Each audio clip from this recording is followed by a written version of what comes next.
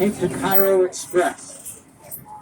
The mission of the Brevard Zoo is wildlife conservation through education and participation.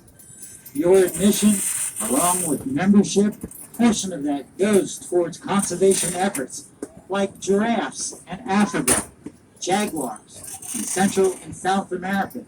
And right here in our own Brevard County, we have beach mice. That's right, mice. Beach mice. We have the endangered scrub jay. We also have sea turtles. Brevard beaches are some of the most active sea turtle nesting beaches in the world. If you look to your left, this is our free flight bird aviary.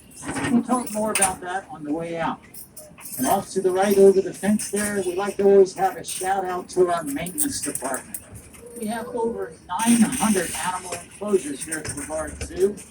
They're the ones that built them, repair them, keep things going smoothly. And we just appreciate them all the effort that they do.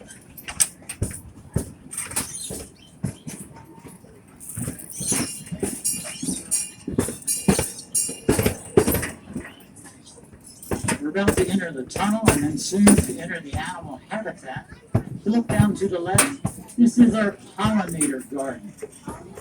This has been done by our volunteers. We have hundreds of volunteers here at the Brevard Zoo. Also, I want you to look down at those 3 large white eggs. And I'm going to ask you on the way out, what do you think laid those eggs?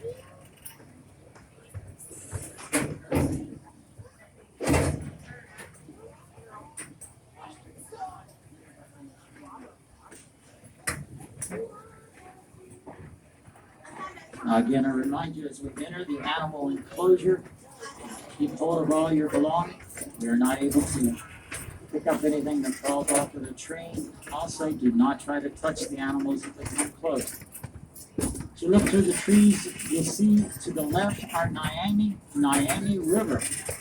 This is unique because we have kayak tours that go around our African area, and we're the only experience of that sort anywhere in the country in the zoo.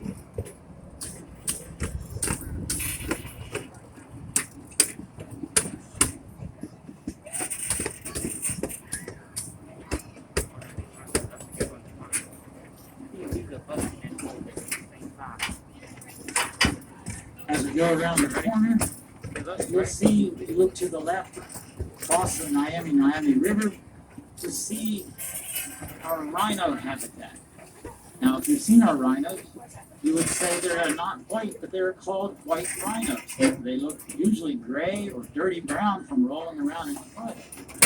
That is really something that was lost in translation, and the word was interpreted to be white, and that's what has stuck to this day. If you look to the right, this is one of our beautiful impalas. Impalas can jump as high as 10 to 12 feet from a standing jump. I've often wondered how they would match up against Michael Jordan or LeBron James in a dunking contest.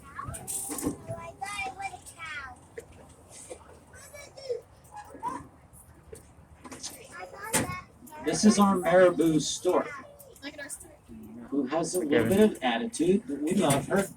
She also is having a little bit of a bad hair day, but we want you to show her some love. She is not the kind of stork that delivers the babies to your door, but she is a beautiful bird.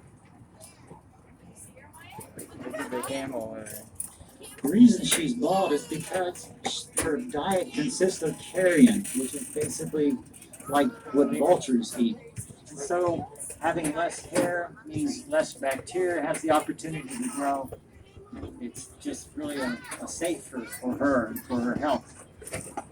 The other 2 impalas are to our left. Now the male impalas are the only ones that have the horns. You can see that these 2, that their horns at the top are slightly different in how they're formed. They are beautiful.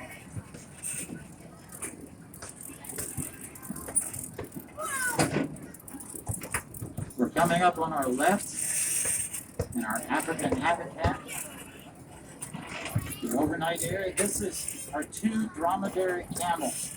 This is Frankie and Sammy. Sammy's the first one. He has the droopy lip. And many people think that camels store water in that big hump.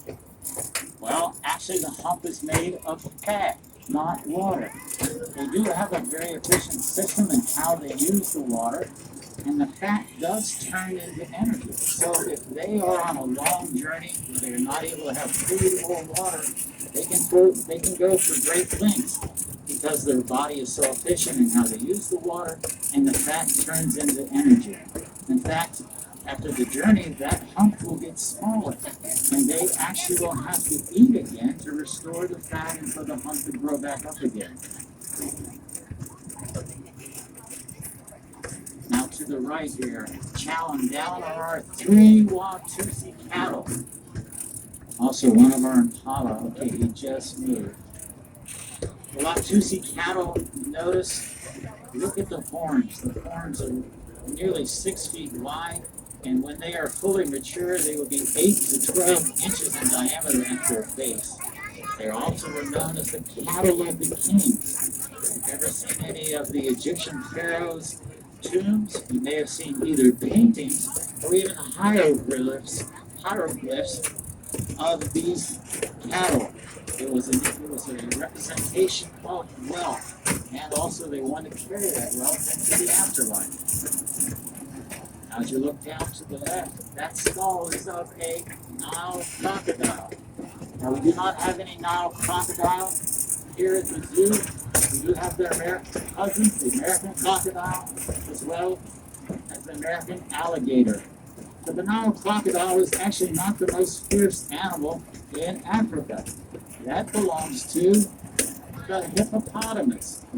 They are highly territorial and very aggressive, and more human deaths come from hippopotamus than from crocodiles.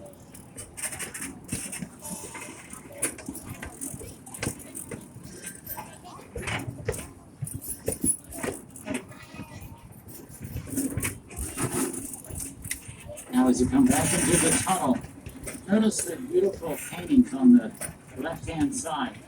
These actually were done at the elementary school in Merritt Island, Florida.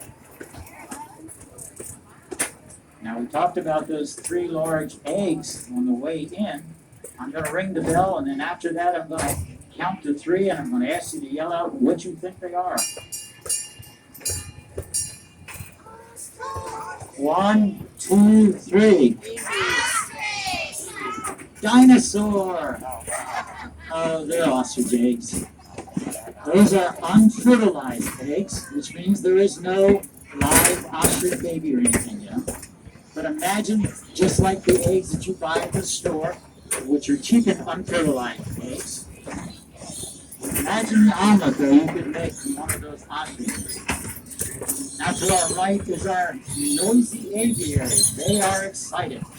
If you go to the aviary over in our lands of change, you'll find if you stand in the front of it, you look to the right, you'll see a picture of lorikeets. If you look to the left, you'll see a picture of cockatiels. You can get little nectar cups for the lorikeets to feed them, and you can get little seed sticks to feed the cockatiels. There are also many other species of birds.